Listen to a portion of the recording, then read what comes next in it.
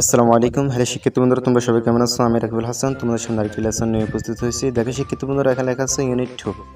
Unit মানে অধ্যায়, 2 মানে 2, অধ্যায় 2। এরপর দেখো এখানে লেখা আছে লেসন 3, LESSON, লেসন মানে পার্ট, 3 মানে 3, পার্ট 3। এরপর দেখো এখানে লেখা আছে ওয়ার্ডস ফর এফ ড্যাশ জে। এখানে বলতেছে WORDS, ওয়ার্ডস মানে শব্দ, ফর এফ ফর মানে জন্য। এখানে ছোট হাতের এফ এবং বড় হাতের এফ দেখা যাচ্ছে, এখানে ড্যাশ দেখা যাচ্ছে একটি, আর ফর ছোট হাতের জে এবং বড় হাতের জে দেখা যাচ্ছে। এখানে বলতেছে ওয়ার্ডস for F dash J, F থেকে জে পর্যন্ত শব্দগুলো। তাহলে শিক্ষিত বন্ধুরা, এর নাম হচ্ছে ওয়ার্ডস ফর এফ ড্যাশ জে। এখানে এতে বলতেছে look at the picture, LOOK, look মানে দেখো, এট মানে TSE, দা পিকচার, PICTURE, পিকচার মানে ছবি, দা পিকচার মানে ছবিটি। লুক এট দ্য পিকচার মানে ছবিটি দেখো।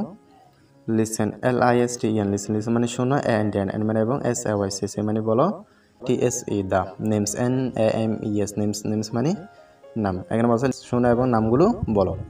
তাহলে দেখো শিক্ষিত বন্ধুরা, আমরা এখানে দেখতে পাচ্ছি একটি নদী দেখা যাচ্ছে, একটি বোট দেখা যাচ্ছে, আর কতগুলো মধু দেখা যাচ্ছে, এর উপর মাছি দেখা যাচ্ছে, এরপর কতগুলো মাছ দেখা যাচ্ছে এখানে লাফাচ্ছে, এরপর এখানে কতগুলো কি দেখা যাচ্ছে, হাঁস দেখা যাচ্ছে, এরপর এখানে একটি ব্যাঙ দেখা যাচ্ছে, এরপর এখানে একটি ব্যাঙ দেখা যাচ্ছে। আমরা এগুলো সম্পর্কে পড়বো এবং জানবো। এখানে বিতে বলতেছে লুক, LOOK, লুক মানে দেখো। লিসেন, LISTEN, লিসেন মানে শোনো, এন্ড মানে এবং, SAYC মানে বলো। লুক, লিসেন এন্ড সে, দেখো শোনো এবং বলো। রিড, READ, রিড মানে পড়ো। এখানে বলতেছে প্রথমে দেখতে হবে, এরপর শুনতে হবে, এরপর বলতে হবে, এরপর এবং পড়তে হবে।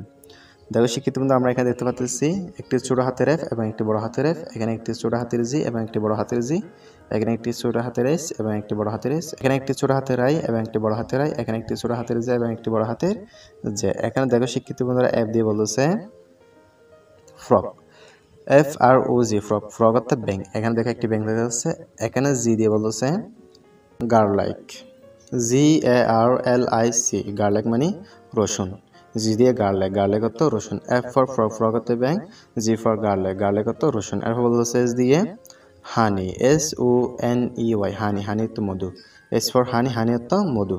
এরপর এখানে দেখা যাচ্ছে I for island, ISLAND, island অর্থ দ্বীপ। এখানে একটি দ্বীপ দেখা যাচ্ছে।